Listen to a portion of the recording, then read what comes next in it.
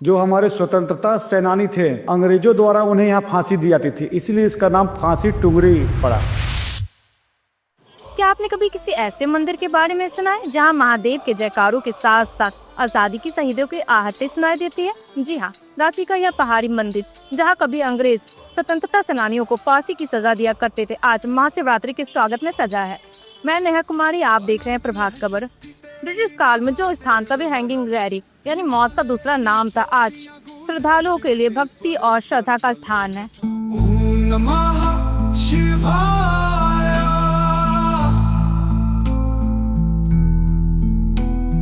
ओम नमः शिवाय। कहते हैं महादेव तक पहुंचने का रास्ता अक्सर कठिन होता है और रांची का यह मंदिर इस बात का जीता जागता सबूत है। श्रद्धालुओं को 400 से भी अधिक सीढ़ियों चढ़ के महादेव के दर्शन के लिए यहाँ पे जाना होता है।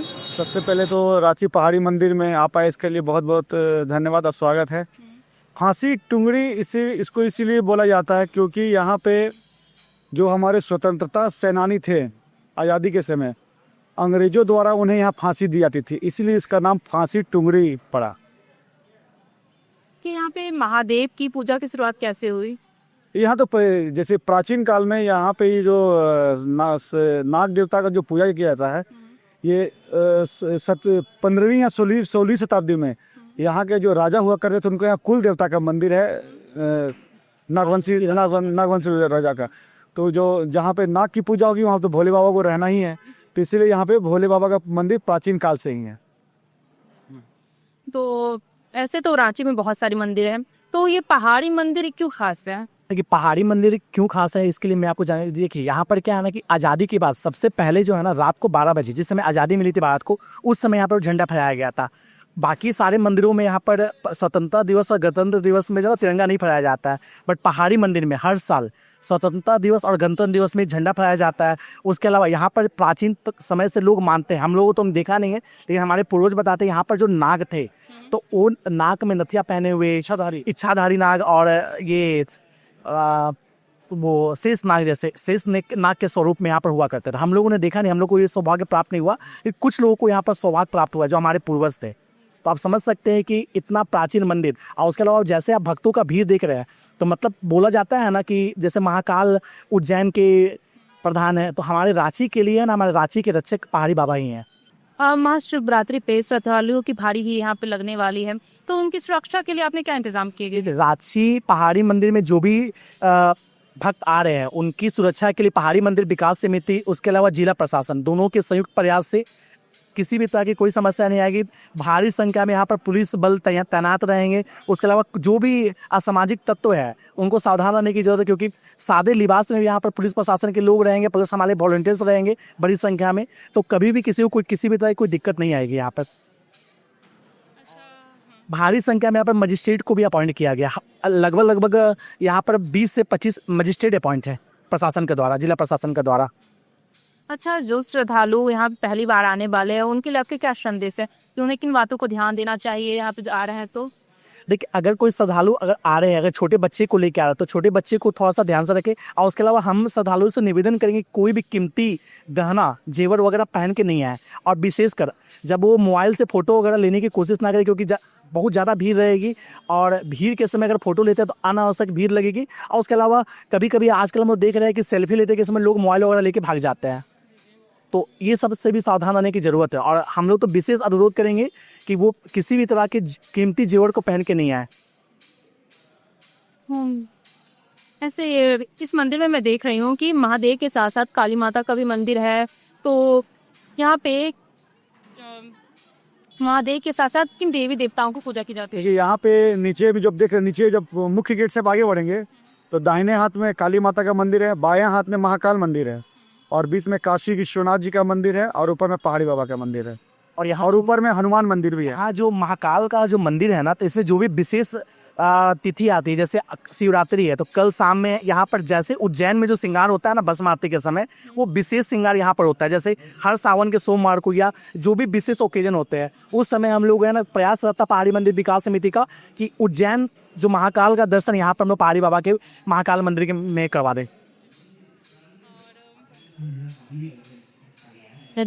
और सवाल थी माइक में बस भी एक सेकंड। हाँ ऐसे ही नहीं। हाँ इस बार क्या बोलते हैं ऐसे इस यहाँ महादेव के दर्शन के लिए बताइए पहाड़ी की ऊंचाई कितना ऊंचा चढ़ के श्रद्धालुओं को जाना पड़ता है महादेव के दर्शन के लिए? 436 सीढ़ी 36 सीढ़ी जाना पर करीबन ये जमीन से 67 मीटर ऊंचा है। अच्छा महादेव की पूजा मतलब महाशिवरात्रि में कितने बजे से पूजा शुरू होगी? हमारे 2:30 बजे से हमारा सरकारी पूजा होता है। सरकारी पूजा के बाद 4 बजे आम भक्तों के लिए मंदिर खोल दिया जाएगा।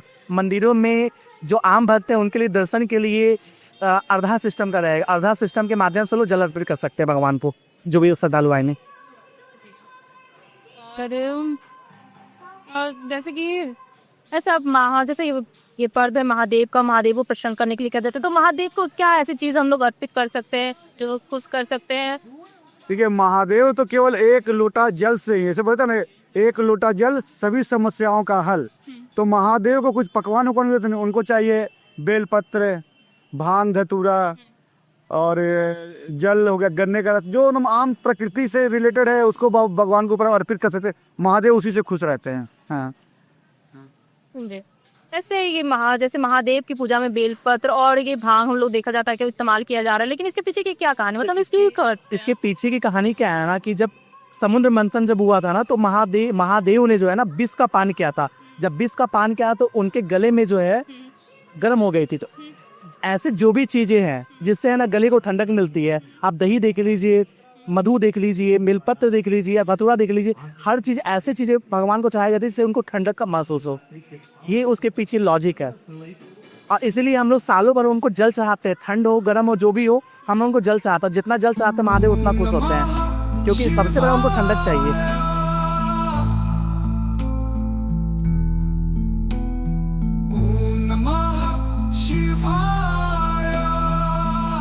महाशिवरात्रि का पावन पर्व माता पार्वती और भगवान शिव के मिलन का प्रतीक है। कहते हैं इसी दिन माता पार्वती और भगवान शिव का विवाह हुआ था। मान्यता है कि इस दिन जिस भी जोड़े का विवाह होता है उस पे माता पार्वती और भगवान शिव की कृपा हमेशा बनी रहती है।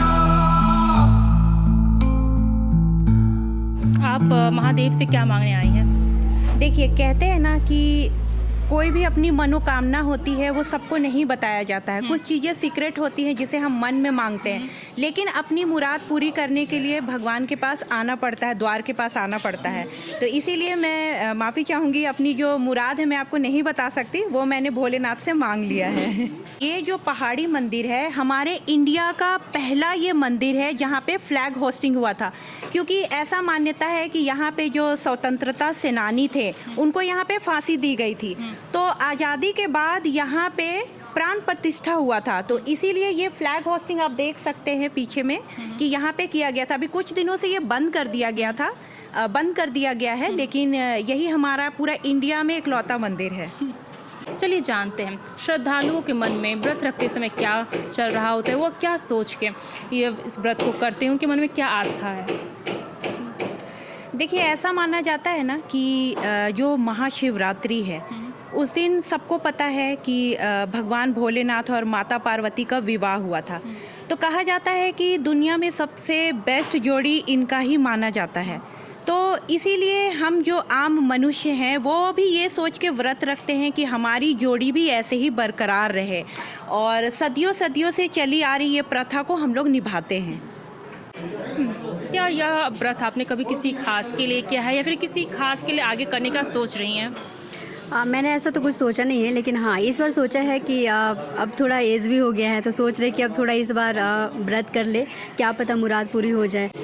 कहते हैं महाशिवरात्रि का व्रत करने से मनचाहा वर प्राप्त होता है, तो आपके मन में क्या है, आपको किस तरह का वर चाहिए? देखिए ये सभी लड़कियों का यही रहता है, हमें या कोई भी लड़की हो सबका यही रहता है कि जो मेरा वर हो बहुत अच्छा हो, मानने वाला हो, या हम भी मानने वाला हो, तो सबको यही है कि अच्छा वर हो। नमः शिवाय,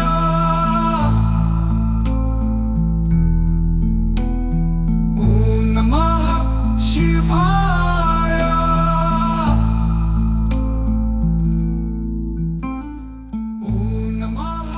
तो यह था रात रांची का ऐतिहासिक पहाड़ी मंदिर। यहाँ भक्ति भी है और देश प्रेम का गौरव भी। अगर आप भी वाव पहाड़ी का आशीर्वाद प्राप्त करना चाहती हैं तो इस मंदिर दर्शन के लिए ज़रूर आएं।